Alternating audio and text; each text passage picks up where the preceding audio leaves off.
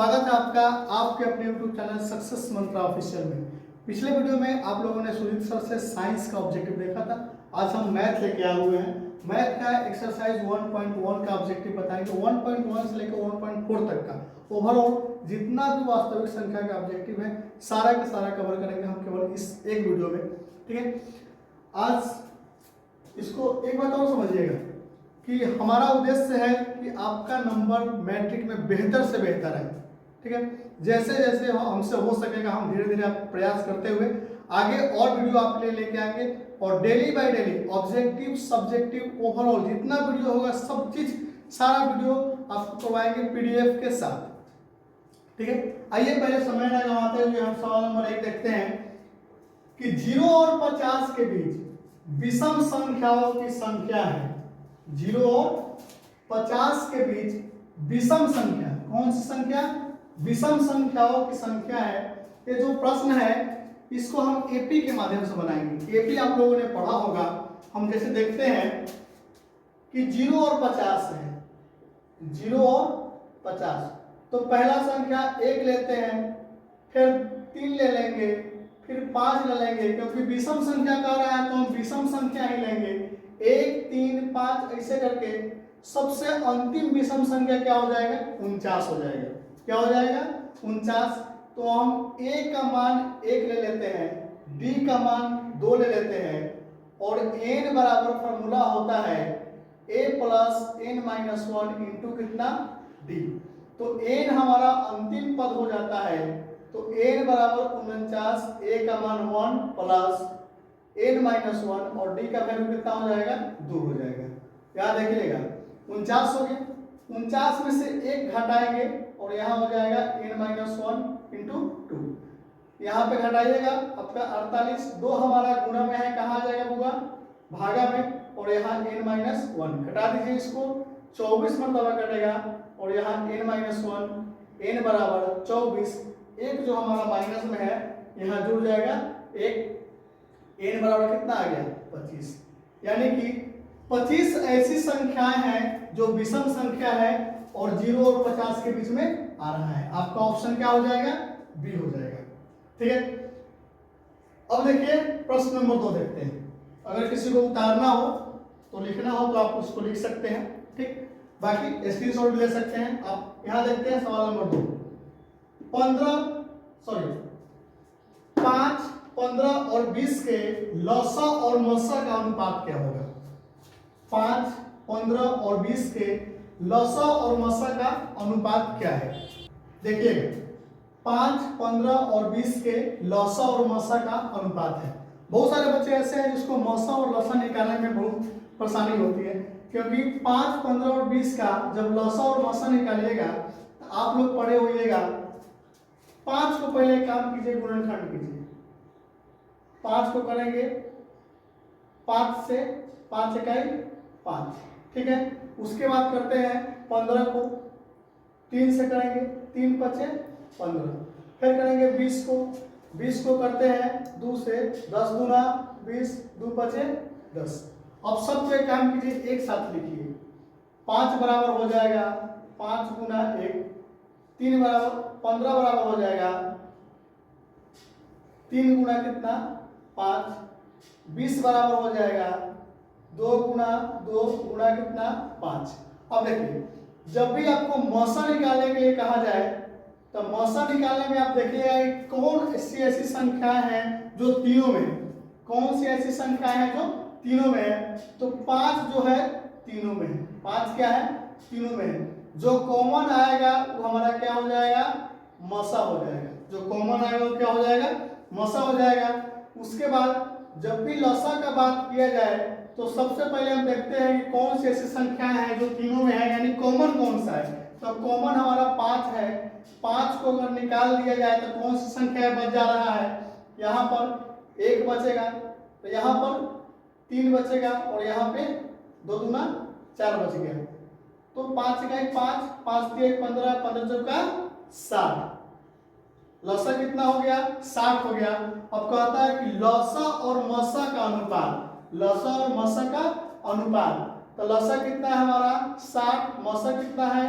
5, 5 से भाग कर दीजिए, कट जाएगा 12 पचे 60, नीचे क्या आ गया हमारा 1, 12:1 हो जाएगा। कितना हो जाएगा 12:1। ऑप्शन नंबर आपका बी सही हो जाएगा। हम यहाँ पे बना रहे हैं, अगर आप लोग को दिक्कत हो तो आप वीडियो को पॉज करके इसको उतार भी सकते हैं, ठीक है। 3 नंबर क्वेश्चन में कहता है कि निम्न में कौन अपरिमेय नहीं है, निम्न में कौन अपरिमेय नहीं है, ठीक है। देखिएगा यहाँ रूट अंडर 10 दिया हुआ है, यहाँ रूट अंडर 24 है, रूट अंडर 35 है और रूट अंडर कितना है 121 है। इस 10 को आप रूट से बाहर लाने की कोशिश कीजिएगा तो 10 आपका रूट से बाहर नहीं आएगा, ठीक है। 24 भी हमारा रूट से बाहर नहीं आएगा, 35 भी हमारा रूट से बाहर नहीं आएगा, लेकिन 121 हमारा रूट से बाहर आ जाएगा, क्योंकि 121 को जब आप कीजिएगा तो रूट अंडर 11 गुणे 11 और यहाँ 11 का स्क्वायर, स्क्वायर से रूट कटेगा और 11 क्या हो जाएगा हमारा बच जाएगा, और 11 जो है कि हमारा अपरिमेय संख्या नहीं है। क्वेश्चन नंबर 4 में देखिएगा कि दो संख्याओं a और 18 का लसाअ, दो संख्याओं a और 18 का लसाअ 36 है तथा मौसा कितना है 2 है, तो a का मान क्या होगा।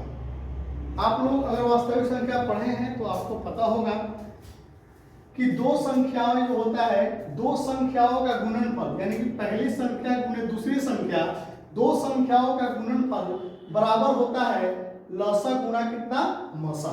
हम यहाँ पे लिख रहे हैं इसको, यहाँ लिखते हैं कि पहली संख्या गुना दूसरी संख्या बराबर लसा गुना कितना मसा। तो देखिएगा यहाँ पहली संख्या a दिया हुआ है, पहली संख्या कितना है a है, a गुना दूसरी संख्या 18 है बराबर लसा गुना मसा है, तो लसा कितना करता है 36 और मसा कितना करता है 2। अब देखिए यहाँ 18 हमारा गुणा में है, 18 क्या है गुणा में है, तो 18 गुणा में है बराबर के उस साइड जाएगा तो हमारा भाग में चला जाएगा। a बराबर 36 गुना 2 बटा कितना 18 और 18 से काट दीजिएगा, 18 गुना 36, तो a का मान कितना आ जाएगा 4 आ जाएगा, a का मान कितना आ गया 4 आ जाएगा, और आपका ऑप्शन नंबर सी सही हो जाएगा। ऑप्शन नंबर क्या हो गया सी सही हो गया, ठीक है। अब देखिएगा क्वेश्चन नंबर 5। क्वेश्चन नंबर 5 में कहता है यदि p तथा q दो अभाज्य संख्या है, यदि p तथा q दो अभाज्य संख्याएं हैं तो उनका मशक क्या होगा। इस बात को रट लीजिए, याद कर लीजिए, दिमाग में कहीं किसी कोने में बैठा लीजिए कि जब भी किसी दो अभाज्य संख्याओं का मशक का बात किया जाए तब बिना सोचे हुए ऑप्शन नंबर आपको डी यानी कि 1 होगा। जब भी दो अभाज्य संख्याओं का मशक का बात किया जाए आपका ऑप्शन क्या हो जाएगा 1 हो जाएगा। इसमें समय नहीं गंवाना है, समय बिल्कुल नहीं गंवाइएगा। सवाल नंबर 6 देखिए, सबसे छोटी अभाज्य संख्या और सबसे छोटी भाज्य संख्या का गुणनफल क्या होगा। सबसे छोटी अभाज्य संख्या कहता है यानी कि 2, सबसे छोटी अभाज्य संख्या क्या हो जाएगा 2, और सबसे छोटी भाज्य संख्या यानी कि 4 का गुणनफल क्या होगा, तो 2 गुना 4 कितना हो जाएगा होगा आपका 8 आंसर हो जाएगा। देखिए कौन सा है, ऑप्शन नंबर सी सही हो जाएगा, ठीक है। अब आगे देखते हैं 7 नंबर में कहता है कि निम्न में कौन सी अभाज्य संख्या है, निम्न में कौन सी अभाज्य संख्या है। तो अभाज्य संख्या अगर नहीं जानते होइएगा तो हम बता देते हैं कि अभाज्य संख्या यानी कि वह संख्या जो स्वयं से कटे या 1 से कटे। अभाज्य संख्या यानी वह संख्या जो स्वयं से कटे या 1 से कटे, यानी कि इसको जब गुणनखंड कीजिएगा तो या तो 1 से कट रहा होता है नहीं तो अपने आप से कट रहा होता है, ठीक है। बाकी ये किसी भी संख्या से नहीं कटेगा। तो देखिएगा सवाल में कहता है कि निम्न में कौन सी अभाज्य संख्या है। यहाँ पे 29 है, यहाँ पे 25 है, यहाँ पे 16 है, यहाँ पे कितना है 15 है। 15 हमारा 1 से भी कटेगा, 3 से भी कटेगा और 5 से भी कटेगा। 16 हमारा 1 से कटेगा, 16 से कटेगा, 4 से कटेगा, 2 से कटेगा और किससे कटेगा 8 से कटेगा। 25 हमारा 1 से कटेगा, 5 से कटेगा और 25 से कटेगा, ठीक है ना। लेकिन 29 हमारा केवल 1 से कटेगा और किससे कटेगा 29 से, इसके अलावा किसी और से नहीं कटेगा। ठीक है, मानेगा तो अपने आप से और न किसी के बाप से नहीं, हमारा आभास संख्या है। ठीक है, याद रखिएगा कि कटेगा तो अपने आप से या 1 से वरना किसी के बाप से नहीं कटेगा, वो हमारा क्या कहलाता है, आभास संख्या कहलाता है। ठीक, अब 8 नंबर प्रश्न देखिएगा। 8 में कहता है कि 3.27 ऊपर आवर्त लगा हुआ है, क्या लगा है, आवर्त है, रेकरिंग है।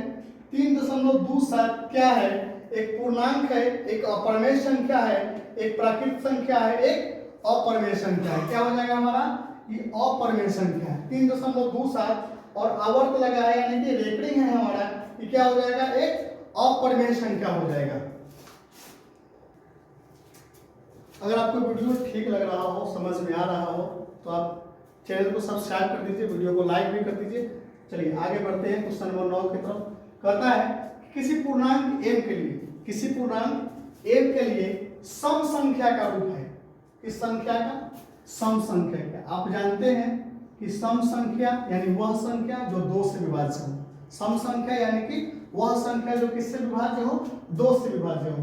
ठीक है, अब यहाँ पर देखिएगा जरा, किसी पूर्णांक m के लिए सम संख्या का रूप है। सम संख्या का रूप कीजिएगा तो आपका ऑप्शन यहाँ पर देखिए, पहले इसको देखिए, यहाँ ऑप्शन नंबर कितना है, +1 है और यहाँ कितना है, -1 है। ठीक है, तो m के जगह पे आप कुछ भी लीजिएगा, इस m के जगह पे कोई भी एक संख्या लीजिएगा तो ये आपका विषम संख्या आ जाएगा। क्या आ जाएगा, विषम संख्या आ जाएगा।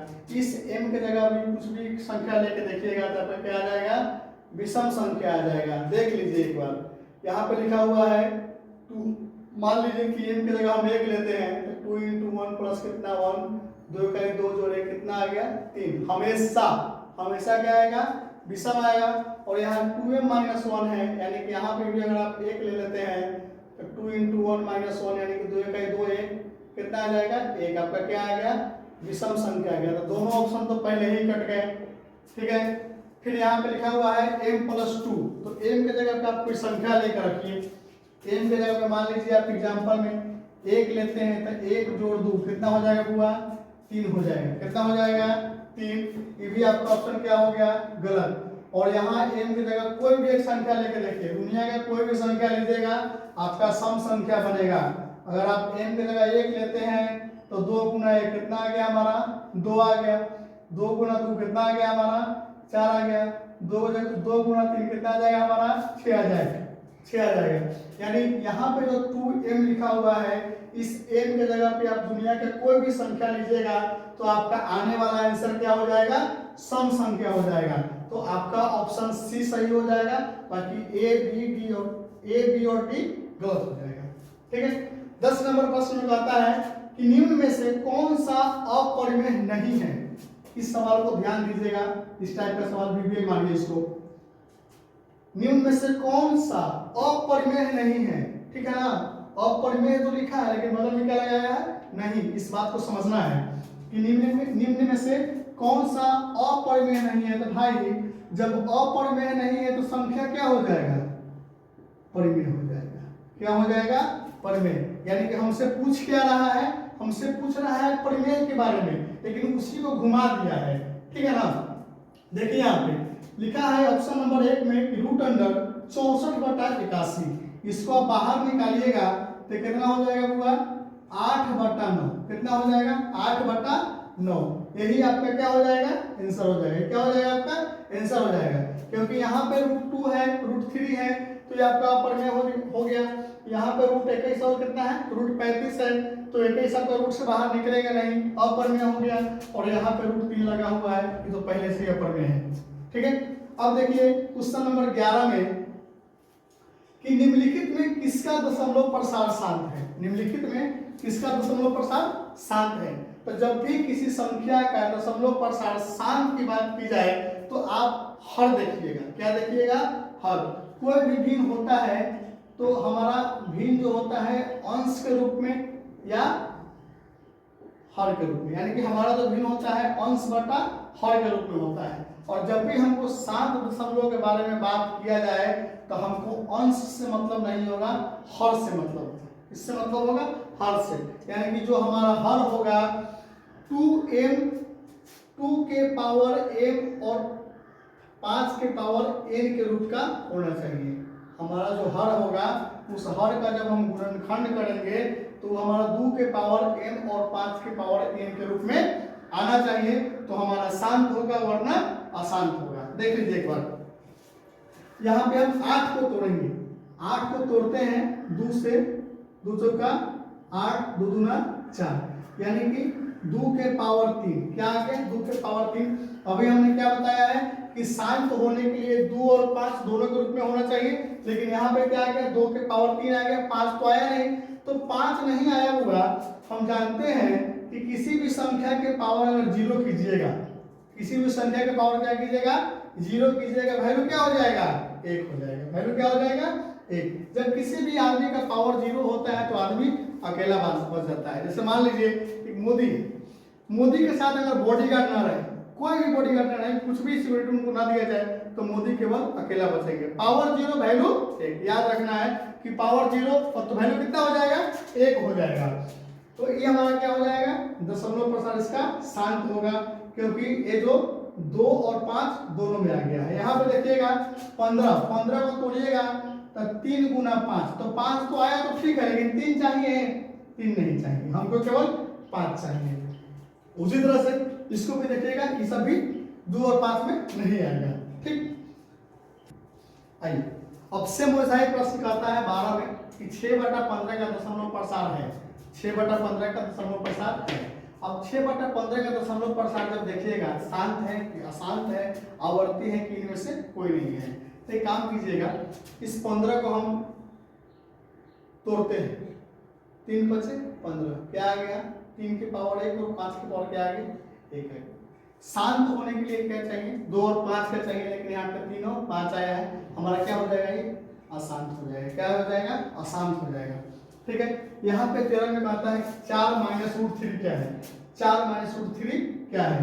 यहाँ पे ऑप्शन नहीं दिया हुआ है, आप याद रखिए कि किसी भी अपरिमेय संख्या का जोड़ क्या हो जाएगा अपरिमेय संख्या घटाव क्या होता है अपरिमेय, ये हमारा क्या हो जाएगा अपरिमेय संख्या हो जाएगा, क्या हो जाएगा अपरिमेय संख्या हो जाएगा।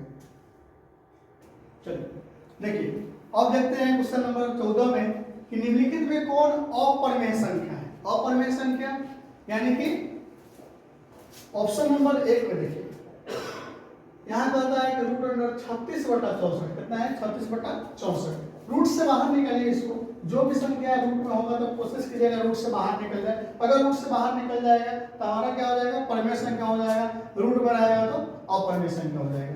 36 है, 36 हमारा 6/8 में हो जाएगा, और 6/8 हमारा क्या होता है परिमेय संख्या होता है। उसी तरह से 1/81 यानी कि 1 कितना हो जाएगा 9 हमारा परिमेय संख्या हो जाएगा। √3/5 है, तो √3/5 आपका बाहर नहीं निकलेगा, यही हमारा क्या हो जाएगा अपरिमेय संख्या हो जाएगा, क्या हो जाएगा अपरिमेय संख्या। ऑप्शन नंबर सी सही हो जाएगा आपका। उसी तरह से अब सवाल नंबर 15 देखिए कि निम्नलिखित में से कौन सी अभाज्य संख्या है, निम्नलिखित में कौन सी अभाज्य संख्या है, यानी कहने का मतलब वह संख्या जो 1 से कटे या स्वयं से कटे क्या कहलाता है अभाज्य संख्या कहलाता है। तो 6 हमारा 2 से भी कटेगा, 3 से भी कटेगा, 1 से भी कटेगा और 6 से भी कटेगा। 9 हमारा 1 से कटेगा, 9 से कटेगा, 2 से कटेगा, सॉरी 3 से कटेगा, ठीक है ना। 15 हमारा 1 से कटता है, 3 से कटता है, 5 से कटता है और किससे कटता है 15 से। लेकिन 11 जो है केवल 1 और 11 के अलावा किसी और संख्या से नहीं कर सकता है। तो 11 हमारा क्या हो जाएगा अभाज्य संख्या हो जाएगा, 11 हमारा क्या हो जाएगा अभाज्य संख्या हो जाएगा। क्वेश्चन नंबर 16 में कहता है कि दो परिमेय संख्याओं के बीच कितनी परिमेय संख्याएं हो सकती हैं। तो जब भी दो संख्याओं के बीच परिमेय संख्या चाहे अपरिमेय संख्या आप कहे तो बिना सोचे हुए बिना दिमाग लगाए आपको अनंत पे टिक लगा देना है। क्या करना है अनंत पे टिक लगा देना है, ठीक है। इतना ईमानदारी से पढ़िए कि आपका नंबर जो है ना आए तो आपको महसूस हो कि नंबर आया है, ठीक है ना। आपको 1 साल का मेहनत पूरा जाके 3 घंटा में दिखा के आना होता है। आप पूरे 1 साल में जितना मेहनत करते हैं उस पूरे मेहनत को आपको मात्र 3 घंटा 15 मिनट पे पेपर में लिख के आ जाना होता है और बता देना होता है उस पेपर चेकने वाले को कि हमने क्या पढ़ा है और हम कौन हैं। ठीक है, आपका रिजल्ट केवल वही डिसाइड करता है। अब देखिए क्वेश्चन नंबर 17 में कहता है कि 11/15 का दशमलव प्रसार क्या है। 11/15 का दशमलव प्रसार क्या है? तो 11/15 का दशमलव प्रसार, इस 15 को आप क्या कीजिए, तोड़िए। 3 बचे 15, 3 के पावर 1 और 5 के पावर 1।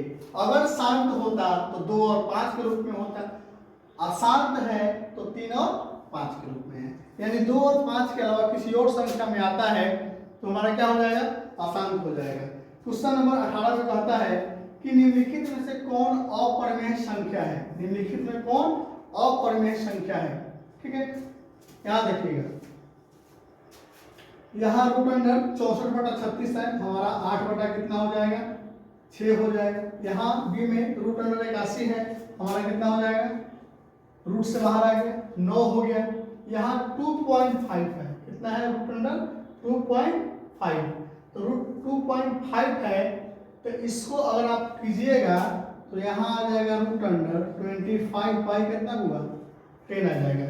तो 25 का तो 5 बाहर आ जाएगा, लेकिन 10 का बाहर नहीं आ पाएगा। 5 बटा कितना हो जाएगा, रूट अंडर 10। ये हमारा क्या हो जाएगा, अपरिमेय संख्या हो जाएगा। क्या हो जाएगा, अपरिमेय संख्या। ठीक है, 19 में कहता है कि रूट 2 है एक बिना देखे हुए अपरिमेय संख्या। रूट 2 क्या है, अपरिमेय संख्या है। ठीक है, अब देखिए क्वेश्चन नंबर 21, निम्नलिखित में कौन परिमेय संख्या है। निम्नलिखित में कौन परिमेय संख्या है। तो याद रखिएगा कि अपरिमेय संख्या का जोड़, अपरिमेय संख्या का घटाव हमेशा अपरिमेय ही होता है। तो यहाँ अपरिमेय संख्या का जोड़ है, पहले ही हमारा अपरिमेय हो गया। रूट 6 हमारा रूट से बाहर नहीं आएगा, हमारा अपरिमेय संख्या हो गया। रूट 3 हमारा रूट से बाहर नहीं आएगा, अपरिमेय संख्या हो गया।